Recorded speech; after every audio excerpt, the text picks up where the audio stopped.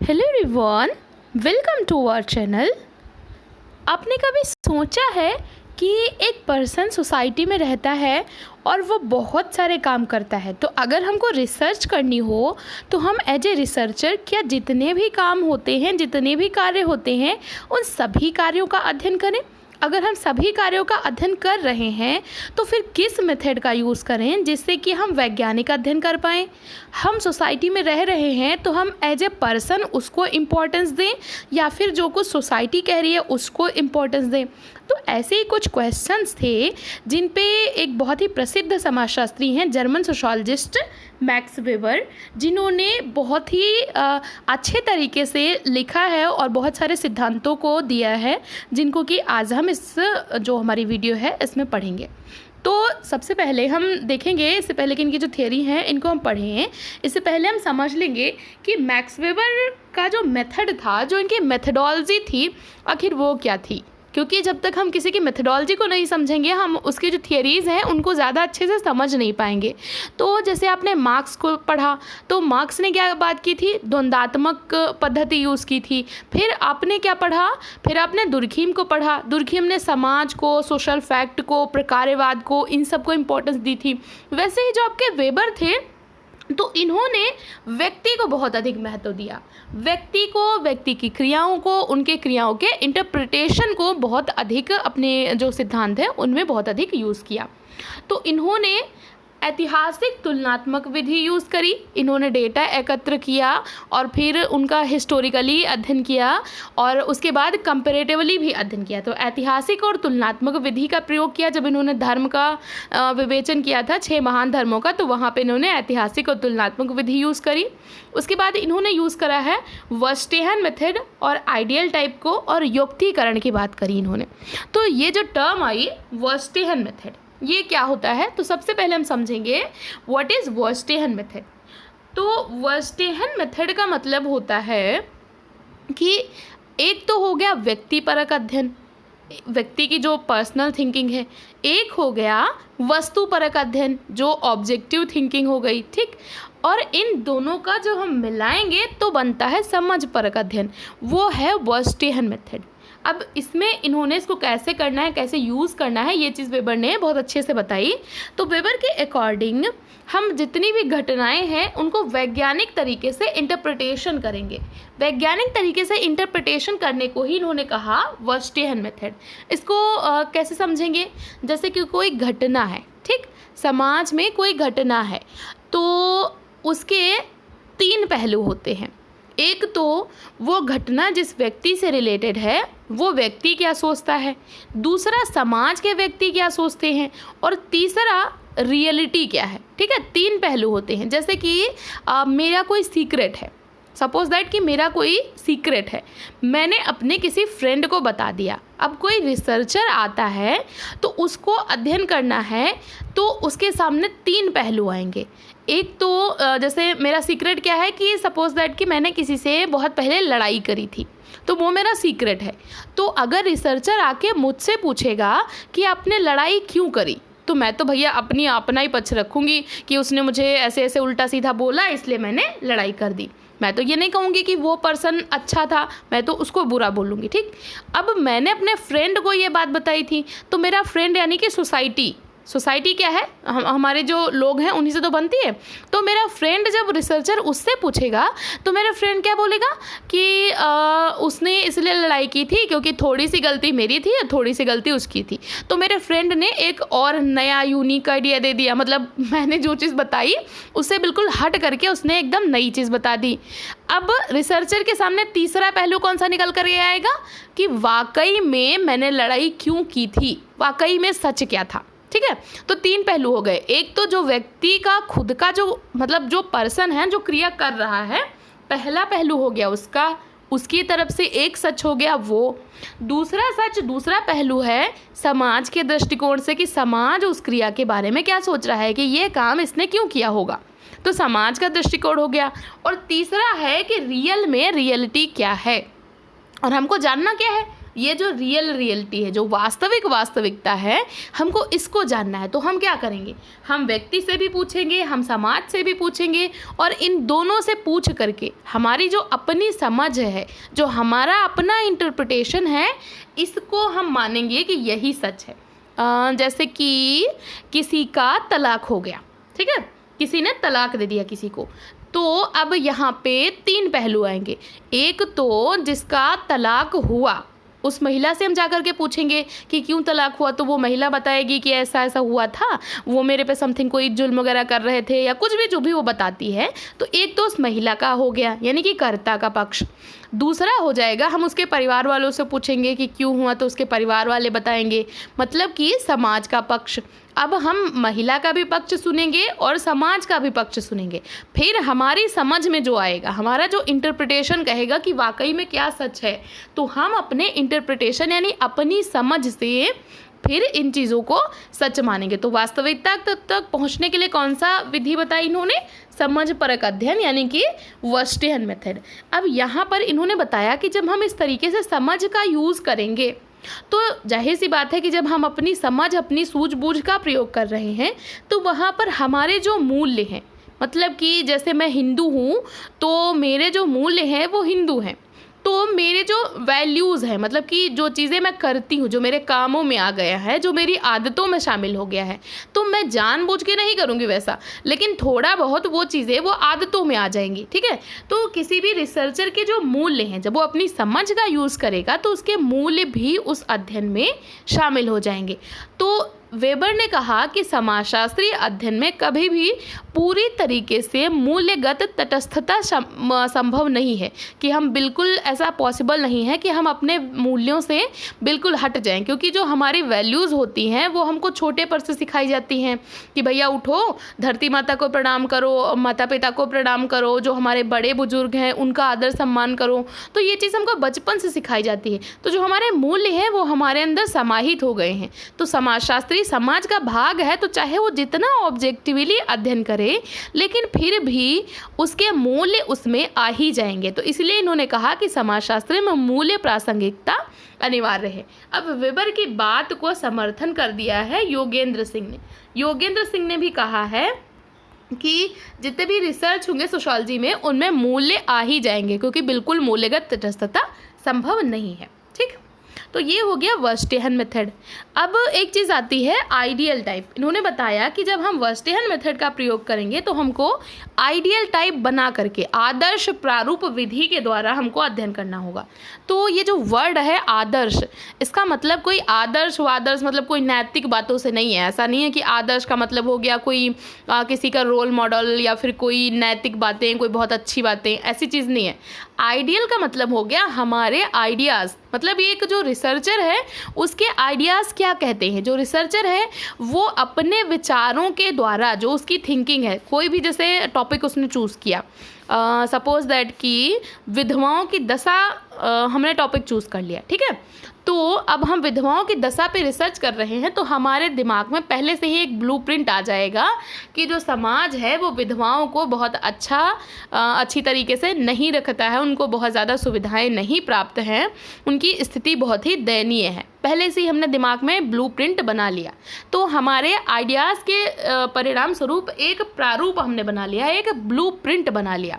हमारी थिंकिंग के द्वारा एक ब्लूप्रिंट बना लेना किसी भी घटना का, ताकि हम इजीली उसको अध्ययन कर सकें। क्योंकि जब तक हमें कुछ भी नहीं पता होगा तो हम किस बेस पे अध्ययन करेंगे। तो हमने अपने दिमाग में एक खाका बना लिया, ऐसे एक मॉडल बना लिया, ठीक। अब ज़रूरी नहीं है कि जो हमने मॉडल बनाया है वो सच ही हो, वो सच भी हो सकता है। मे बी शायद जो हमने सोचा कि स्थिति बहुत ख़राब है विधवाओं की, वो सच में हो, लेकिन हो सकता है कि ये गलत हो, सिर्फ हमारी कल्पना हो। तो ज़रूरी नहीं है कि आदर्श प्रारूप वास्तविकता में भी विद्यमान हो, ये सिर्फ कल्पना भी हो सकती है, क्योंकि हमारे विचारों से उपजी है, हमारे मस्तिष्क से उपजी है, ठीक। अब वेबर ने ये जो आइडियल टाइप है इसको बहुत जगह पे यूज़ किया। इन्होंने शक्ति सत्ता को आदर्श प्रारूपों के आधार पर इन्होंने 3 और 4 टाइप बता दिए। दिए, ठीक, शक्ति के 4, सत्ता के 3, वैसे ही इन्होंने एक्शन के भी 4 टाइप बता दिए। तो इन्होंने इसको अपने सभी सिद्धांतों में यूज़ किया आदर्श प्रारूप को। तो आदर्श प्रारूप क्या हुआ? एक तरीके का किसी भी घटना का ब्लूप्रिंट जो कि हमने अपने दिमाग में बना लिया ताकि हम घटना को ठीक तरीके से अध्ययन कर सकें, उसका ठीक तरीके से इंटरप्रिटेशन कर सकें। अगला टर्म है योक्तिकरण। योक्तिकरण यानी कि रैशनैलिटी। अब रैशनैलिटी यानी तार्किकता की बात वेबर बहुत अधिक करता है। वेबर कहता है कि आधुनिक समाज में जो भी अभी ये समाज है इसमें तार्किकता हर जगह पे है। हमारे जितने भी एक्शन हैं, हमारे जितनी भी संस्थाएं हैं, जो कुछ भी है सब में तार्किकता छाई हुई है, रैशनैलिटी, योक्तिकरण ये भरा पड़ा है। तो इसको इन्होंने कहा कि क्या है योक्तिकरण। वेबर के अकॉर्डिंग योक्तिकरण यानी तार्किकता का अर्थ है कि जैसा हमारा साध्य हो, साध्य का मतलब हमारा लक्ष्य, ठीक, जैसा हमारा लक्ष्य है, मतलब जो चीज़ हमको करनी है, जो चीज़ हमको पानी है, लक्ष्य का मतलब हमारा गोल, तो जैसा हमारा साध्य होगा उसी के अकॉर्डिंग हम साधनों को यूज़ करें और हमें पता हो कि हमारा लक्ष्य और साधन क्या है, ठीक तरीके से उसको उसका चयन यानी कि साध्य साधन विवेकीकरण, इसको एक टर्म में कहेंगे तो आ जाएगा साध्य साधन विवेकीकरण, ठीक, विवेक के आधार पर हम इनको यूज़ करें। तो ये चीज़ वेबर ने कही कि हर जगह पे विद्यमान है। ये जो योक्तिकरण है ये हर संस्था में, हर कार्य में विद्यमान है। इसी को इन्होंने कहा कि हर जगह पे इस चीज़ का विद्यमान होना ये है लौह पिंजरे का नियम, ठीक है, मतलब कि ये एक आयरन केस बनता जा रहा है हर जगह पे। हम अपने हर चीज़ में इसको ढूंढने की कोशिश करते हैं कि अगर ये तार्किक है तभी हम इसको सच मानेंगे, तभी हम इस काम को करेंगे। तो जो हमारे पुराने विश्वास है, हमारी प्रथाएं हैं, वो कहीं ना कहीं इनको आघात पहुंच रहा है इससे। अगली चीज़ वेबर ने बताई Protestant ethics and spirit of capitalism, इनकी जो बुक थी, तो इसमें इन्होंने बताया कि जो पूंजीवाद है ये विश्व में कैसे आया, और आया भी तो सिर्फ कुछ ही देशों में क्यों आया, सिर्फ यूरोप में ही सबसे पहले क्यों आया, बाद में यूरोप से इसका प्रसार क्यों हुआ बाकी देशों में। भैया देश के जो थे वो तो बहुत सारे थे, तो सभी देशों में आ सकता था। तो ऐसी क्या बात थी कि सिर्फ प्रोटेस्टेंट जो सिर्फ यूरोप था वहीं पे आया। तो इन्होंने बताया कि यूरोप में कौन सा धर्म था, ईसाई धर्म। अब ईसाई धर्म के 2 संप्रदाय, एक तो है कैथोलिक, दूसरा है प्रोटेस्टेंट, ठीक।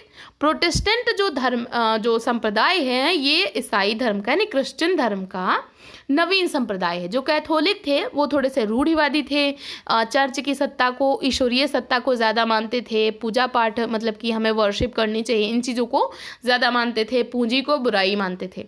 लेकिन जो प्रोटेस्टेंट आए तो इनके कुछ आचार विचार ऐसे हुए जिन्होंने पूंजीवाद को प्रोत्साहन दिया। इन्होंने जो वेबर थे इन्होंने 6 महान धर्मों का अध्ययन किया जिसमें हिंदू, बौद्ध, कन्फ्यूशियस आदि बहुत सारे धर्म थे। तो इन्होंने इन 6 धर्मों का ऐतिहासिक तुलनात्मक अध्ययन किया, इनकी हिस्ट्री भी देखी और कंपेयर भी किया इनको। तो ऐतिहासिक तुलनात्मक विधि से अध्ययन करके इन्होंने निष्कर्ष में पाया कि जो बाकी के 5 धर्म थे, मतलब प्रोटेस्टेंट जो धर्म था इसको हम छोड़ दें, तो जो बाकी के 5 धर्म थे इनमें माना जाता था कि पूंजी का संग्रहण एक तरीके की बुराई है। मतलब पैसे का अगर आप अनावश्यक संग्रह कर रहे हैं, जैसे हमारे यहाँ भी बोला जाता है, हिंदू धर्म में भी ये मान्यता है कि मतलब भर का पैसा रखो, ज़्यादा पैसा रखना बुराई का काम है। तो पैसे का अगर अनावश्यक आप संग्रह कर रहे हो तो ये बुराई है बाकी 5 धर्मों में। लेकिन प्रोटेस्टेंट धर्म में इसको बुराई नहीं मानी गई। प्रोटेस्टेंट धर्म के क्या एथिक्स हैं? प्रोटेस्टेंट धर्म में कहा गया कि जो कर्म है यही पूजा है। मतलब अगर आप अपने काम को कर रहे हो तो आप ईश्वर की उपासना कर रहे हो, अगर आप अपने कर्म को कर रहे हो तो ईश्वर आपसे खुश होगा, चाहे आप उसकी पूजा करो या ना करो। तो जाहिर सी बात है कि जब हम अपने काम को ही अपनी पूजा मान लेंगे तो हम ज़्यादा काम करेंगे, जब ज़्यादा काम करेंगे तो हमारा प्रोडक्शन ज़्यादा होगा, प्रोडक्शन ज़्यादा होगा तो हमको लाभ ज़्यादा मिलेगा और इस तरह से पूंजीवाद आएगा। फिर प्रोटेस्टेंट धर्म में क्या कहा जाता है कि पैसा बचाना पैसे कमाने के बराबर है। मतलब कि अगर आप पैसों को बचा रहे हो, पैसों का संग्रह कर रहे हो तो वो चीज़ बहुत अच्छी है, वो चीज़ गलत नहीं है। और इन लोग का मानना है कि जो समय है यही वास्तविक धन है। अच्छा, हम लोग क्या करते हैं कि हम लोग अपने टाइम को फालतू के कामों में यूज़ करते हैं।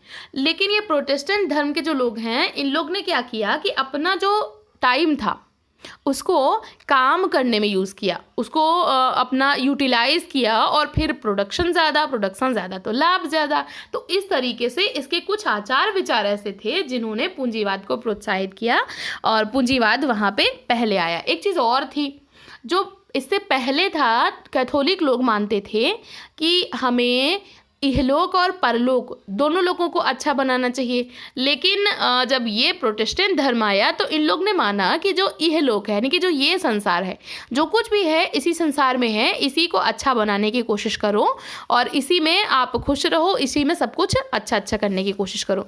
तो ये चीज़ भी एक कहीं ना कहीं आपका जो पूंजीवाद था इसको प्रोत्साहित कर गई कि हम प्राइवेट प्रॉपर्टी को बना सकते हैं और पैसा जमा करना कोई बुरी बात नहीं है। अब ये मेरे पर्सनल थिंकिंग नहीं है, मुझे किसी ने कमेंट किया था कि ये पर्सनल मेरी थॉट नहीं है, मैं अभी क्लियर कर दे रही हूँ, ये वेबर के अकॉर्डिंग है, ठीक है। नेक्स्ट चीज़ वेबर ने बताई शक्ति और सत्ता।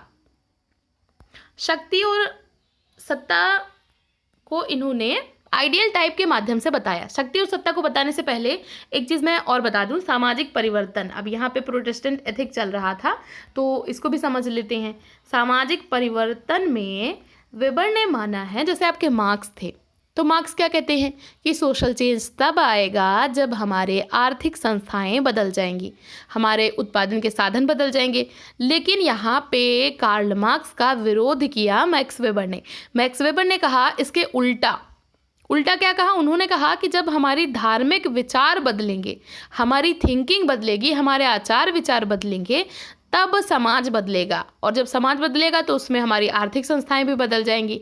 तो वेबर ने सामाजिक परिवर्तन में किसको की पॉइंट पे रखा, विचारों को सबसे ज़्यादा महत्वपूर्ण माना और धर्म को इन्होंने कहा कि धर्म में परिवर्तन होगा तो आर्थिक संस्थाएं बदल जाएंगी। तो हमारे लिए सामाजिक परिवर्तन में सबसे इंपॉर्टेंट क्या है अकॉर्डिंग टू वेबर, हमारे आचार विचार, ठीक है। अब समझते हैं शक्ति और सत्ता। तो शक्ति और सत्ता को इन्होंने, मैंने अभी बताया कि इन्होंने आइडियल टाइप के माध्यम से समझाया। आइडियल टाइप मतलब इन्होंने शक्ति के भी 4 प्रकार बता दिए एक ब्लूप्रिंट बना करके और सत्ता के भी 3 प्रकार बता दिए। तो इन्हीं प्रकारों में इन्होंने सब कुछ समझा दिया। तो क्या है अकॉर्डिंग टू वेबर शक्ति क्या है? तो वेबर ने कहा कि शक्ति किसी व्यक्ति की ऐसी क्षमता है, मतलब ये पर्सन में निहित करती है, ठीक है। जो शक्ति होती है ये पर्सन में निहित होती है और जो सत्ता है ये पद में होती है। यहाँ पे डिफरेंस क्या है शक्ति और सत्ता में?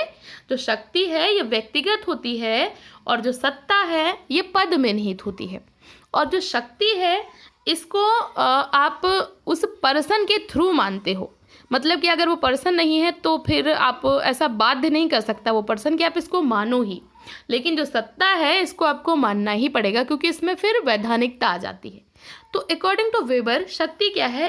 किसी व्यक्ति की ऐसी क्षमता कि वो अपने काम को मनवा सके सामने वाले व्यक्ति से, चाहे सामने वाले व्यक्ति की इच्छा हो या ना हो। जैसे अगर मेरे अंदर पावर है, अगर मेरे अंदर शक्ति है तो मैं आपको बोलूँगी पढ़ो, आपको पढ़ना ही है, चाहे आपका मन हो पढ़ने का चाहे ना हो, आपको पढ़ना ही पड़ेगा, ठीक है। तो ये है शक्ति कि हमारे अंदर वो क्षमता हो, किसी व्यक्ति के अंदर की वो क्षमता कि वो अपने काम को मनवा सके सामने वाले व्यक्ति से, चाहे उसकी इच्छा हो या फिर ना हो, उसकी इच्छा के विरुद्ध भी उस कार्य को करवा सके। ये है शक्ति। शक्ति के वेबर ने बताए 4 प्रकार। कौन कौन से? पहला उन्होंने बताया परंपरागत शक्ति।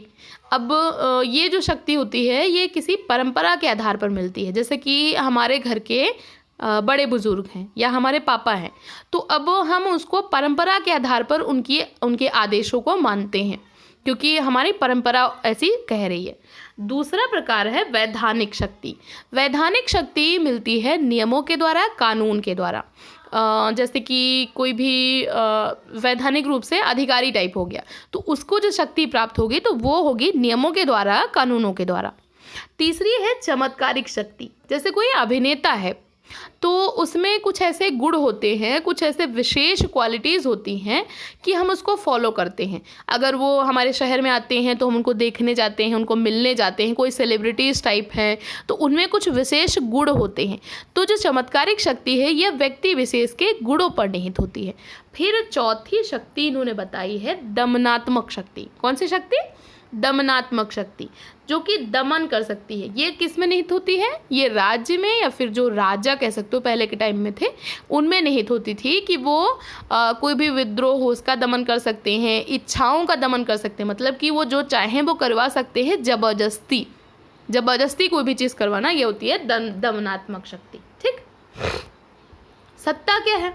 जब यही शक्ति, इसको वैधता मिल जाए, जब शक्ति को वैधता मिल जाए, मतलब कि सत्ता क्या है? शक्ति का वैधानिक रूप है।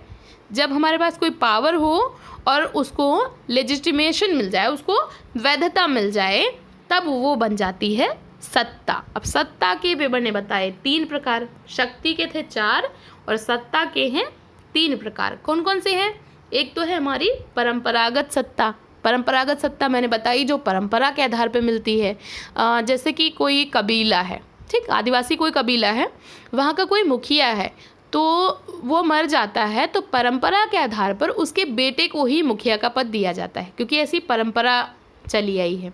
तो जो परंपरा के आधार पर कोई पद मिलता है, सत्ता का संबंध पद से है, ध्यान रखना। शक्ति व्यक्ति में निहित है और सत्ता पद में निहित है। तो कोई भी परंपरा के आधार पर जब कोई पद मिलता है तो वो हो जाता है परंपरागत सत्ता। फिर दूसरा टाइप है वैधानिक सत्ता, जो कि हमें कानून के द्वारा मिलती है। जैसे कि हमारे देश के प्रधानमंत्री जी हैं, तो इनको कानून ने, मतलब कि संविधान के द्वारा, इन्होंने संवैधानिक नियमों को मानते हुए अपने पद को ग्रहण किया है। तो ये जो वैधानिक सत्ता है ये हमें बाध्य कर सकती है नियमों को मानने के लिए, क्योंकि भैया उसमें संवैधानिक शक्ति निहित है, ठीक है, तो उसको मानना ही पड़ेगा। अगला थर्ड सत्ता का प्रकार है चमत्कारिक सत्ता, जो व्यक्ति विशेष के गुणों में निहित होती है। अगर वो पर्सन नहीं रहेगा तो फिर इस पद का भी अंत हो जाएगा। ऐसा नहीं है कि उस पर्सन को हम फॉलो करते थे उसके बेटे को भी फॉलो करेंगे, ऐसा नहीं है। चमत्कारिक सत्ता सिर्फ एक ही व्यक्ति में निहित होती है कि उसमें कुछ ऐसे विशेष गुण होते हैं। जैसे कि हमारे गांधी जी थे, गांधी जी को सब फॉलो करते थे क्योंकि उनमें कुछ ऐसे गुण थे। तो ऐसे ही कोई भी नेता हो सकता है, कोई धर्मगुरु हो सकता है, कोई जादूगर टाइप हो सकता है। जैसे कि कोई भी धर्मगुरु है, जैसे कि जो आपको सिखाते हैं धर्म से रिलेटेड बातें, तो अगर आप उनकी बातों को मानते हो तो वहाँ पे आपकी आस्था जुड़ी है, वहाँ पे आपके विश्वास जुड़े, आपकी श्रद्धा जुड़ी है। और जिनकी बातों को आप मान रहे हो उनमें कुछ ऐसे चमत्कारिक गुण हैं कि आपको उनकी बातों को मानना पड़ रहा है। तो ये व्यक्ति विशेष में निहित होती है चमत्कारिक सत्ता। तो 3 प्रकार की सत्ता और 4 प्रकार की शक्ति बताई वेबर ने। ठीक। अगला क्या बताया इन्होंने?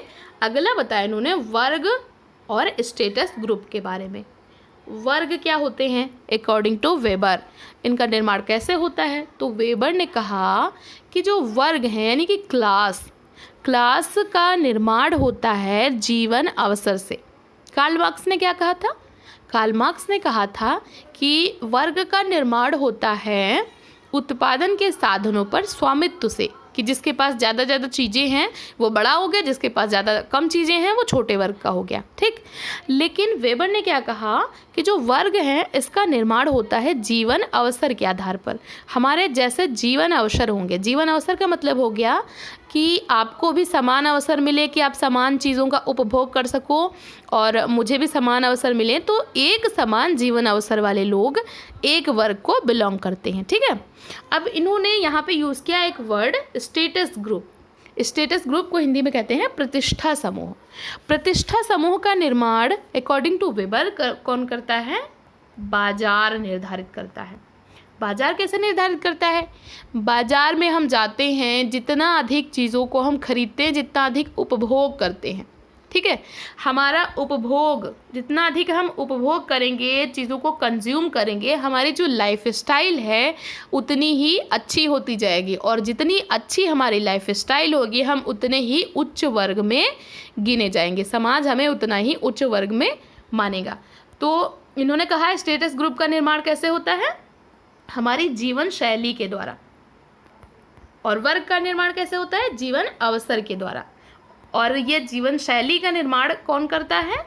बाजार निर्धारित करता है, जितना अधिक हम उपभोग करेंगे। जैसे आपने किसी को देखा होगा, जैसे अंबानीज वगैरह हैं, तो ये लोग को हम लोग क्यों मानते हैं कि ये लोग बड़े हैं? क्योंकि ये लोग कंज्यूम इतना अधिक करते हैं। आपने देखा उनके पास कितनी कारें हैं, उनके कपड़े कितने एक्सपेंसिव होते हैं, उनका रहन सहन कितना अच्छा है। तो हम लोग क्या मानते हैं कि उनका रहन सहन बहुत अच्छा है, उनकी लाइफ स्टाइल बहुत अच्छी है, तो वो लोग बहुत ही बड़े वर्ग से हैं, बहुत ही क्लासी लोग हैं। तो जिसकी जीवन शैली जितनी अच्छी होगी वो उतना ही बड़े वर्ग से माना जाएगा। और जो लेबर क्लास होता है, अब उसके पास पैसा कम है, तो उसकी जो लाइफ स्टाइल है वो थोड़ी सी निम्न स्तर की होगी, क्योंकि वो रोटी कपड़ा और मकान में ही सिमट जाएगा। तो फिर उसको हम मानते हैं कि वो निम्न वर्ग से बिलोंग करता है। ठीक, तो इस जीवन शैली के आधार पर इन्होंने 4 प्रकार के वर्ग बताए। कितने प्रकार बताए वर्ग के? 4 प्रकार। कौन कौन से? पहला इन्होंने बताया बुर्जुआ। बुर्जुआ कौन से हैं? जो जिनके पास सबसे ज़्यादा पैसा होता है, जिनकी लाइफ स्टाइल सबसे अच्छी होती है, जिनको हम लोग फॉलो करते हैं। बाकी के 3 वर्ग उनको फॉलो करते हैं। ठीक है, वो लोग हो गए बुर्जुआ, जिनकी लाइफ स्टाइल सबसे अच्छी है। दूसरे होते हैं आपके स्वायत्तवसन बुर्जुआ। स्वायत्तवसन बुर्जुआ मतलब कि जो ये लोग हैं बुर्जुआ वाले, इनसे थोड़ा सा पैसा कम होता है, मतलब उतना ज़्यादा नहीं होता है, लेकिन फिर भी होता है, थोड़ा थोड़ा कम होता है। फिर 3rd नंबर पे आ जाते हैं नीलवसन बुर्जुआ। मतलब कि इनके पास प्रॉपर्टी नहीं होती है, लेकिन प्रतिष्ठा काफ़ी अच्छी मिली होती है समाज में। जैसे कि आपकी कोई भी ऐसा कोई भी व्यक्ति ले लो जिसको उतना ज़्यादा पैसा नहीं प्राप्त है, उसके पास पैसा बहुत ज़्यादा नहीं है, लेकिन समाज के लोग मानते हैं कि हाँ वो बहुत बड़े आदमी हैं। ठीक है, तो वो आ जाएंगे नीलवसन में। इसमें जितना भी कर्मचारी वर्ग आता है वो नीलवसन में आ जाएगा। फिर 4th नंबर पे आता है आपका मजदूर यानी कि श्रमिक वर्ग। तो 4 प्रकार इन्होंने बताए वर्ग के। वर्ग को इन्होंने बता दिया, जो मार्क्स ने कहा था कि वर्गों में संघर्ष होता है, तो संघर्ष को इन्होंने कहा कि नहीं, संघर्ष नहीं होता है, वर्गों में प्रतिस्पर्धा होती है, कंपटीशन होता है, एक दूसरे से आगे निकलने की होड़ होती है कि हम आपसे ज़्यादा पैसा कमाएंगे, आपसे ज़्यादा अच्छी लाइफ स्टाइल को जिएंगे और हम आपसे आगे निकल जाएंगे। तो संघर्ष नहीं होता है, क्या होता है? कंपटीशन होता है, प्रतिस्पर्धा होती। तो वेबर ने वर्गों के मध्य में संघर्ष को नहीं बल्कि प्रतिस्पर्धा को स्वीकार किया। ठीक, अगली चीज़ वेबर में हम क्या पढ़ेंगे? Social action. According to Weber, समाज में जितनी क्रियाएं हैं उनको हम सोशल एक्शन नहीं कह सकते, क्योंकि व्यक्ति समाज में रहता है तो बहुत सारे कामों को करता है, तो हम सभी को सोशल एक्शन नहीं कहेंगे। किनको सोशल एक्शन कहेंगे, किसको नहीं कहेंगे? तो इसके लिए इन्होंने कुछ शर्तें निर्धारित कर दी। कौन कौन से शर्तें हैं? तो वेबर के अकॉर्डिंग हम उन्हीं क्रियाओं को सामाजिक क्रिया कहेंगे जिसमें या तो 2 पर्सन हो या फिर 2 से अधिक हो। तो कम से कम 2 पर्सन तो हो ही। प्लस इन्होंने बताया कि ऐसा नहीं है कि सिर्फ 2 पर्सन है, कुछ भी कर रहे हैं, एक इधर को बैठा है, एक उधर को मुंह करके बैठा है, तो उसको हम सामाजिक क्रिया कह देंगे। ऐसा नहीं है। सामाजिक क्रिया के लिए एक तो 2 पर्सन होंगे, प्लस वो एक दूसरे से अर्थपूर्ण रूप से क्रिया कर रहे हों। मतलब कम से कम आपस में क्रिया कर तो रहे हो, आपस में बातचीत करो, तो फिर एक दूसरे से इफेक्टिवली प्रभावित हो, एक दूसरे से प्रभावित हो रहे हो कि आपने कुछ कहा तो मुझ पे उसका इफेक्ट पड़ रहा है। ऐसा नहीं कि आपने कुछ कहा तो मैंने उसको एज ए इग्नोर कर दिया। ठीक है, आपने कुछ कहा, आपने कोई रिस्पेक्ट भरा वर्ड दिया तो उसका मेरे पे प्रभाव पड़ा, मैंने भी आपको एज ए आशीर्वाद कि हाँ खुश रहो बच्चा, ऐसे ऐसे किया। तो 2 या 2 से अधिक पर्सन हो, वो अर्थपूर्ण ढंग से क्रिया करें और एक दूसरे से प्रभावित हों, तभी हम इस चीज़ को कहेंगे सोशल एक्शन। जबकि यहाँ पे पार्सन्स का मत भिन्न था। पार्सन्स ने कहा था कि एक ही पर्सन होगा उसको भी हम क्रिया कहेंगे। इसको हम आगे पढ़ाएंगे जब पार्सन्स पढ़ेंगे। तो अभी वेबर का देख लेते हैं। तो इन्होंने कहा, वेबर ने, कि जो समाजशास्त्र है ये सामाजिक क्रियाओं के इंटरप्रिटेशन का विज्ञान है। हम सामाजिक क्रियाओं का अर्थपूर्ण विवेचन करते हैं। तो ये जो अर्थपूर्ण विवेचन है, इससे क्या मतलब हुआ, और जो अर्थपूर्ण तरीके से प्रभावित हो रहा है, इससे क्या मतलब हुआ। तो एक एग्जाम्पल से समझते हैं कि जैसे 2 पर्सन हैं और जैसे कि मान लो 2 साइकिल वाले हैं, इधर उधर से आ जा रहे हैं, एक इधर से आ रहा है, एक उधर से आ रहा है। तो अगर दोनों एक दूसरे को बिना देखे इग्नोर करके निकल जाते हैं तो उसको हम सामाजिक क्रिया नहीं कहेंगे। लेकिन अगर दोनों आए, आपस में लड़ गए, फिर आपस में लात घूसे या फिर गाली गलौज या फिर लड़ाई कुछ भी शुरू कर दिया, तो यहाँ पे वो एक तो क्रिया कर रहे हैं, दूसरे एक दूसरे से प्रभावित हो, मतलब उसने कुछ कहा तो उसने भी उसको पलट करके रिएक्शन दिया। ठीक है, every action is opposite reaction, ये कहीं पे मैंने सुना था। तो मतलब कि ये चीज़ अपोजिट में रिएक्शन उन्होंने दिया, तब इसको कहेंगे सोशल एक्शन। ठीक, अब सामाजिक क्रिया के प्रकार बताए हैं वेबर ने। कौन कौन से प्रकार बताए हैं? 4 प्रकार की क्रियाएं बताई हैं वेबर ने। कौन कौन सी? अच्छा हाँ, एक चीज़ इंपॉर्टेंट चीज़ छूट रही है। वेबर ने कहा था कि अनुकरण कभी भी सामाजिक क्रिया नहीं हो सकता है। अनुकरण सामाजिक क्रिया नहीं हो सकता, मतलब अगर पानी बरस रहा है तो सबने एक दूसरे को एक के बाद एक सबने छाता खोल लिया तो उसको हम सामाजिक क्रिया नहीं कहेंगे, क्योंकि यहाँ पे लोग सिर्फ फॉलो कर रहे हैं, प्रभावित नहीं हो रहे। ठीक, अब हम समझते हैं सामाजिक क्रिया के प्रकार। तो कौन कौन से प्रकार बताए इन्होंने? तो पहला प्रकार बताया इन्होंने क्रिया का तार्किक क्रिया। तार्किक क्रिया में वो क्रियाएं आएंगी जहाँ पर हमारा जो लक्ष्य होगा और जो हम लक्ष्य को पूरा करने के लिए जो हमारे साधन हैं वो दोनों हमको पता है। हमारा साध्य और साधन दोनों ही ज्ञात हैं और दोनों ही उचित हैं। कैसे? तार्किक क्रिया जैसे आप अभी कर रहे हो, आपको क्या करना है? आपको एग्ज़ाम क्वालिफाई करना है नेट का, तो आपका गोल क्या है? नेट का एग्ज़ाम। और अभी आप साधन क्या यूज़ कर रहे हो? मेरी क्लासेस देख रहे हो। ठीक है, तो साधन क्या है? ऑनलाइन क्लासेस ले रहे हो आप। तो आपका जो गोल है वो भी ठीक है, आपका जो साधन है वो भी ठीक है। तो दोनों का जब मेल हो रहा है, जो दोनों सही हैं, तो इसको कहेंगे हम तार्किक क्रिया। ठीक, दूसरी क्रिया है परंपरागत क्रिया, जो परंपरा के आधार पर हम करते हैं। जैसे हम कोई हमारा बुजुर्ग है तो उसके हम पैर वगैरह छूते हैं, उनका सम्मान करते हैं, बड़ों का सम्मान करते हैं, तो वो परंपरा के आधार पर परंपरागत क्रिया हो जाएगी। तीसरा वेबर ने बताया मूल्यांकनात्मक क्रिया। मूल्यांकनात्मक क्रिया, ठीक है, मूल्यांकनात्मक क्रिया जहाँ पे हमारे मूल्य जुड़ जाएंगे, हमारी वैल्यूज़ जहाँ पे जुड़ जाएंगी। जैसे कि हमारे वैल्यू क्या कहते हैं? सच बोलो, तो अगर हम सच बोलते हैं, और चोरी ना करो, तो जहाँ पे हमारे वैल्यूज़ जुड़ते हैं तो उसको हम कहेंगे मूल्यांकनात्मक क्रिया। जैसे गांधी जी थे तो उन्होंने सत्य और अहिंसा के मूल्यों के आधार पर सत्याग्रह आंदोलन किया, तो ये मूल्यांकनात्मक क्रिया के अंतर्गत आ जाएगा। ठीक है, अब यहीं पे इन्होंने 2 वर्ड यूज़ किए हैं जिनको समझना बहुत ज़रूरी है। एक इन्होंने यूज़ किया वर्थ रेशनल। जब इन्होंने मूल्यांकनात्मक क्रिया बताई है तो इसको इन्होंने बताया वर्थ रेशनल। वर्थ रेशनल का मतलब होता है जहाँ पर हमारे जो काम हैं, जो हमारे कार्य हैं, उसके जो साधन है वो हमारे मूल्यों से प्रेरित होते हैं। मतलब हम कोई काम कर रहे हैं तो वो हम अपने मूल्यों से प्रेरित होकर के कर रहे हैं, तो वो हो जाएगा वर्थ रेशनल। दूसरा वर्ड इन्होंने यूज़ किया ज्वैक रेशनल। ज्वैक रेशनल में जहाँ पे हमारा जो लक्ष्य है और जो हमारे साधन है, इन दोनों को हम तार्किकता के आधार पर चुनते हैं, ना कि मूल्यों के आधार पर। तो वर्थ रेशनल में हम मूल्यों के आधार पर साधन चुनते हैं, और जो ज्वैक रेशनल है यहाँ पे हम तार्किकता के आधार पर हमारे लक्ष्य भी चुनते हैं और हमारे साधन भी चुनते हैं। ठीक है, तो ये इन्होंने बताया। 4th टाइप क्रिया का इन्होंने बताया है भावात्मक। भावात्मक क्रिया में कौन कौन से इन्होंने बताए हैं? तो भावात्मक में वो चीज़ें, वो एक्शंस हमारे जुड़ जाएंगे जिनमें हमारी भावनाएं जुड़ जाती हैं। जैसे हमारे संवेग हैं, हमारी भावनाएं, हमारी फीलिंग्स हैं जिसमें जुड़ जाती हैं, तो उसको कहेंगे भावनात्मक क्रिया। जैसे हम अपने फ्रेंड से बात करते हैं तो काफ़ी इमोशनल होकर बात करते हैं। जैसे कोई मम्मी है और किसी बच्चे ने कोई गलती कर दी तो उन्होंने खींच के उसको चाटा जड़ दिया, तो इसको क्या कहेंगे? वो गुस्से में आ गई, अब चूंकि माँ का अधिकार है बच्चे पे तो उन्होंने मार दिया उसको। ठीक है, तो यहाँ पे उसकी भावनाएं जुड़ी हैं। तो जहाँ भी हमारी भावनाएं, हमारे आवेग, हमारे संवेग जुड़ जाएंगे तो वहाँ पे कहेंगे उसको भावनात्मक क्रिया। अगली चीज़ है नौकरशाही। क्या पढ़ेंगे हम? नौकरशाही। नौकरशाही क्या है अकॉर्डिंग टू वेबर?